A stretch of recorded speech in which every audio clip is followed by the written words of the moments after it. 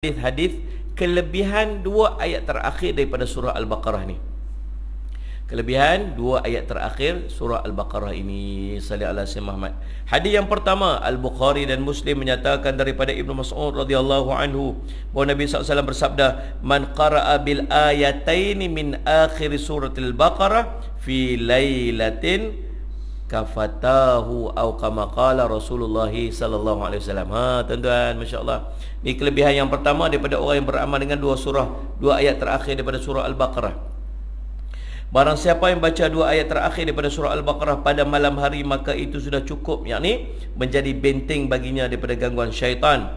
Para perawi yang lain, saya baca baliklah maksud daripada perkataan tersebut. Man qara'a, siapa yang membaca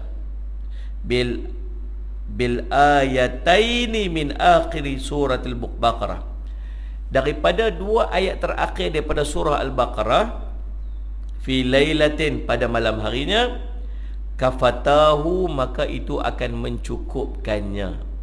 Jadi ada dua amalan. Satu amalan untuk mencukupkan kita pada siang hari dan malam hari, kita solat duha 4 rakaat. Kata Nabi SAW, Allah berfirman, Allahumma salli ala sayyidina Muhammad, ya ibni Adam irka'li min awalin nahari arba'an, wahai anak Adam, rokoklah, ni solatlah kepadaku pada awal siangnya 4 rakaat, maka aku akan mencukupkan sehingga ke akhirnya. Itu yang pertama, itu sebelah siang. Sebelah malam pula, man qara'a bil ayataini min akhir surat Al-Baqarah, siapa yang membaca dua ayat terakhir daripada surah Al-Baqarah fi lailatin, pada malam harinya, kafatahu, maka Allah akan mencukupkannya. Jadi siang kita sembahyang 4 rakaat, malam kita siang kita sembahyang duha 4 rakaat, malam kita baca dua ayat daripada surah Al-Baqarah, maka Allah akan mencukupkan. Baik, Allahumma salli ala sayyidina Muhammad. Jadi dalam ayat dan hadis yang lain, Nabi SAW menyebutkan, man qara'a al-ayataini min akhir surat Al-Baqarah fi lailatin kafahu, barang siapa yang baca dua ayat terakhir dari surah Al-Baqarah pada malam hari, maka itu sudah cukup untuknya. Jadi yang pertama tadi diriwayatkan daripada Allahumma salli ala sayyidina Muhammad Al-Bukhari. Yang kedua ni diriwayatkan pula oleh salli ala sayyidina Muhammad, Allahumma salli ala sayyidina Muhammad, hadis Imam Ahmad. Imam Ahmad. Hadis pertama. Jadi cukup ni maksud apa? Yang pertama, ulama cakap mencukupkan untuk menjauhkannya daripada gangguan syaitan. Yang pertama. Yang kedua, mencukupkannya dengan maksud seperti seolah dia berqiyam mulai pada malam tersebut. Itu maksud cukup. Yang ketiga, bermaksud salli ala sayyidina bila dengan maksud cukup itu ialah Allahumma salli ala sayyidina Muhammad, Allah akan memenuhi keperluannya pada malam tersebut. Memenuhi keperluan. Kita bukan tahu benda cukup ni.